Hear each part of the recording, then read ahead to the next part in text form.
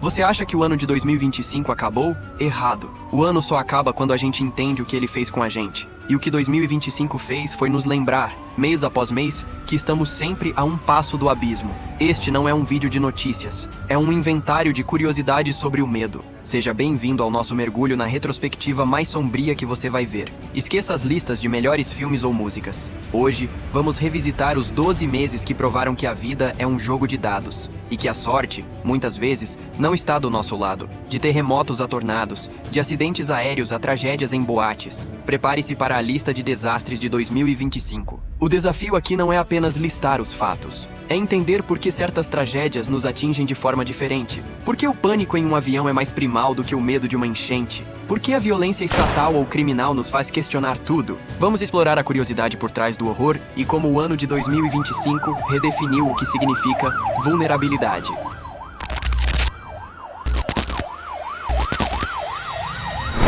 Janeiro. A terra se abre. Começamos o ano com um lembrete brutal de que o chão sob nossos pés não é tão sólido quanto parece. Em janeiro, um terremoto de magnitude 7.1 atingiu o Tibete. O número oficial falava em pelo menos 126 mortos e centenas de feridos, mas os números por si só não contam a história. Pense comigo, o que assusta mais? A violência súbita da terra se abrindo, o tremor que derruba tudo em segundos, ou a imagem que vem depois? A imagem dos vilarejos isolados, soterrados, onde o resgate é quase impossível, onde a esperança se esvai, não pela força do tremor, mas pela distância e pelo silêncio. A curiosidade mórbida aqui reside na impotência. Você pode se proteger de um incêndio, pode tentar desviar de um carro, mas contra a fúria geológica, somos apenas poeira. A magnitude 7.1 não é apenas um número na escala Richter, é a medida exata de quão insignificantes somos diante da crosta terrestre. E o Tibete, com sua geografia isolada, transformou essa tragédia em um drama de logística e desespero silencioso.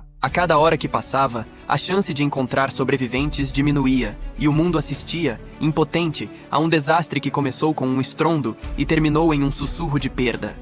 Fevereiro. O voo para o abismo. Em fevereiro, a vulnerabilidade se mudou para a estrada. Na Guatemala, um ônibus lotado despencou de uma ponte. Pelo menos 55 pessoas perderam a vida. Imagine a cena. Você está em um veículo de transporte coletivo, talvez voltando para casa depois de um dia de trabalho ou viajando para ver a família. É um ambiente de rotina, de segurança presumida, e de repente o chão some. O pânico coletivo em um espaço confinado é uma das formas mais aterrorizantes de desespero. Não há para onde correr, não há como lutar. A queda é inevitável. Este evento revela uma vulnerabilidade cotidiana que ignoramos. A confiança cega que depositamos em estruturas e veículos que usamos todos os dias. O que aconteceu naquele ônibus não foi apenas um acidente. Foi uma falha na promessa de segurança básica que a sociedade nos oferece. E a curiosidade que nos prende a essa história é o e se? E se fosse o meu ônibus? E se fosse a minha ponte? A fragilidade da vida, exposta em um pedaço de metal caindo no vazio. A investigação posterior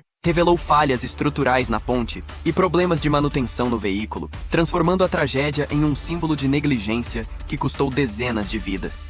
Março. O fogo na festa. Março nos levou para a Macedônia do Norte, para um lugar onde a única preocupação deveria ser a diversão. Um incêndio em uma boate matou 59 pessoas e feriu mais de 150. Por que tragédias em lugares de diversão, onde as pessoas estão relaxadas e despreocupadas, geram tanto desconforto? Por que profanam a alegria? A boate é um refúgio, um lugar para esquecer os problemas. Quando o fogo irrompe, o refúgio se transforma em armadilha. O pânico se espalha mais rápido que as chamas. As saídas de emergência, que deveriam ser a salvação, viram gargalos mortais. A curiosidade aqui é sobre a ironia cruel. A busca por prazer termina em desespero. O que torna essa história particularmente perturbadora é a juventude das vítimas e a evitabilidade do desastre. Relatos indicaram que o material de isolamento acústico era altamente inflamável e que as portas de emergência estavam trancadas ou obstruídas. A tragédia não foi apenas o fogo, foi a falha humana em garantir que a diversão não se tornasse uma sentença de morte.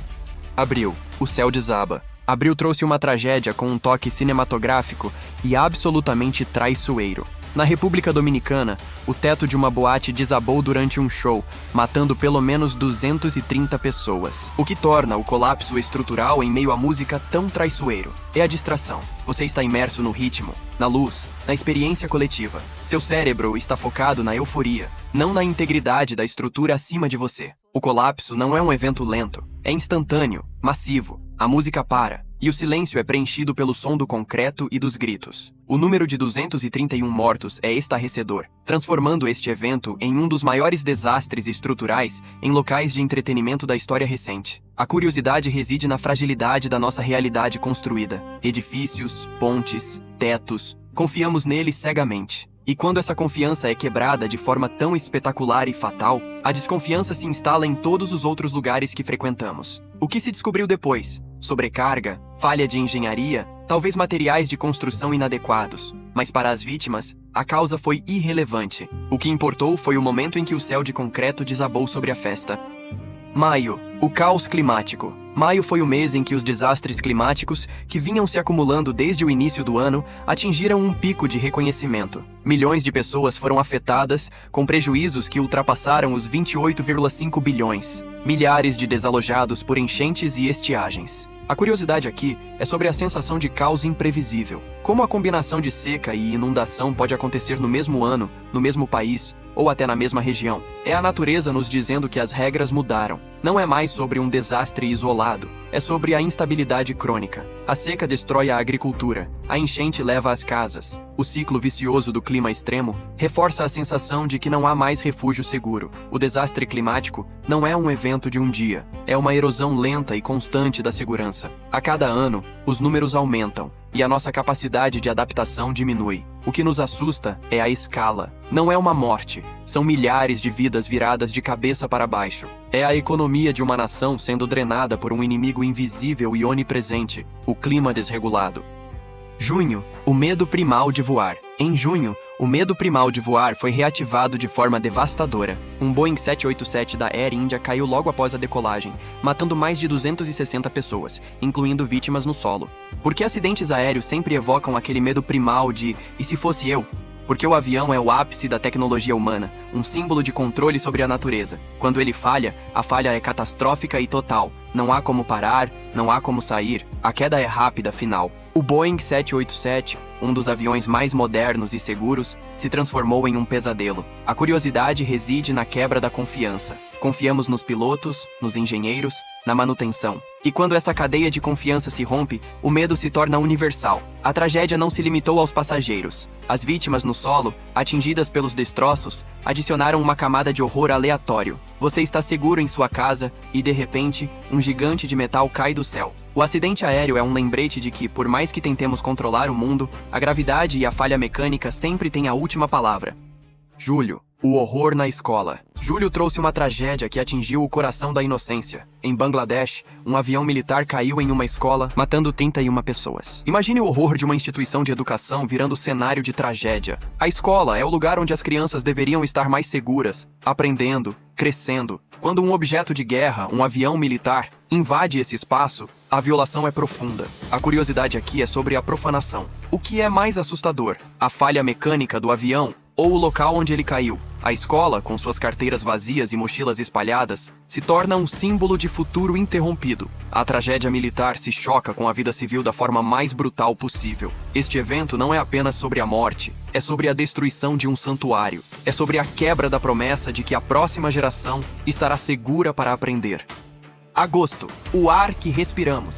Entre junho e agosto, o Brasil viveu um drama ambiental de proporções épicas. Crise hídrica e incêndios florestais devastaram o Pantanal e a Amazônia, com recordes de áreas queimadas. O que é mais perturbador? Ver biomas inteiros em chamas ou saber que isso afeta o ar que respiramos? A curiosidade aqui é a conexão direta entre o desastre e a nossa sobrevivência. O Pantanal e a Amazônia não são apenas paisagens distantes, são os pulmões do planeta. Quando eles queimam, todos nós sentimos a fumaça. A crise hídrica, por sua vez, transformou rios em leitos secos, afetando a vida de milhões e a economia. O desastre ambiental é lento, mas implacável. Ele não mata com um único golpe, mas sufoca, seca e destrói o futuro. O recorde de queimadas em 2025 não é apenas uma estatística, é um grito de socorro do planeta. Um lembrete de que a nossa negligência tem um preço que será pago em saúde, água e ar puro.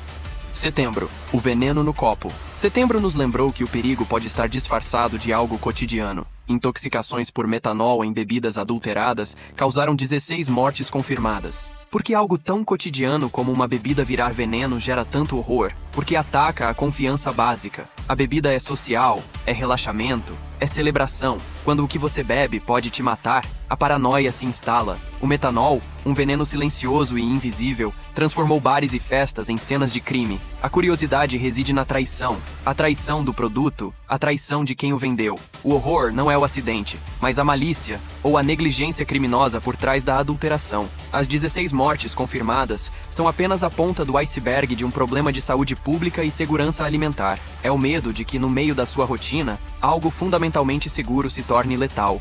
Outubro, a guerra na cidade. Outubro trouxe a violência urbana para um novo patamar de horror. A mega operação policial no complexo do Alemão e Penha, no Rio de Janeiro, resultou em pelo menos 121 mortos, incluindo civis e policiais. Foi considerada a mais letal da história do Brasil. O que te faz questionar? Violência estatal ou criminal? Qual lado assusta mais? A curiosidade aqui é a ambiguidade moral e o terror da guerra civil não declarada. A operação, que mobilizou milhares de policiais, transformou comunidades inteiras em zonas de combate. O número de 121 mortos é um marco sombrio, um lembrete de que a linha entre a segurança e o massacre é tênue. O medo não é apenas de ser atingido por uma bala perdida, é o medo de viver sob um estado de exceção permanente. É o medo de que a solução para a violência seja mais violência. A tragédia de Outubro não é apenas sobre a perda de vidas, é sobre a falência de um sistema que não consegue proteger seus cidadãos sem transformá-los em vítimas colaterais.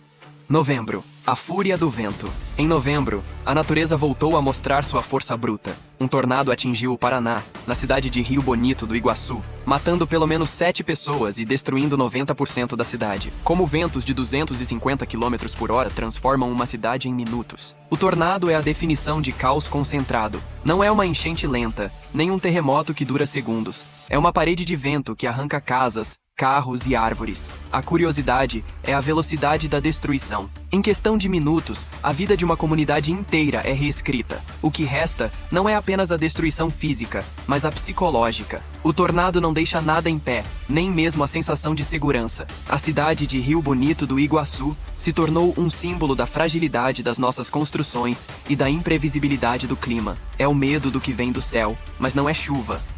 Dezembro, o terrível fim da festa. E para fechar o ano, dezembro trouxe o horror para um momento de celebração. Um tiroteio em massa em Sydney, Austrália, durante festividades matou 15 pessoas. Por que ataques em momentos festivos profanam algo sagrado como a alegria coletiva? Porque a festa é o momento em que baixamos a guarda, em que celebramos a vida em comunidade. O atirador que invade esse espaço não está apenas matando, está destruindo a própria ideia de celebração. A curiosidade aqui é a vulnerabilidade em massa. Você está cercado por pessoas, mas está sozinho contra o perigo. O tiroteio em Sydney, em um país conhecido por seu rigor no controle de armas, reforçou a ideia de que o mal pode se manifestar em qualquer lugar, a qualquer momento. É o medo de que a alegria seja apenas um convite para a tragédia. Se você somar todos esses eventos, o que você tem? Não é apenas uma lista de desastres. É a crônica de um ano em que a vulnerabilidade se tornou a regra, não a exceção. De janeiro a dezembro, 2025 nos ensinou que o chão pode tremer, o céu pode cair, o ar pode sufocar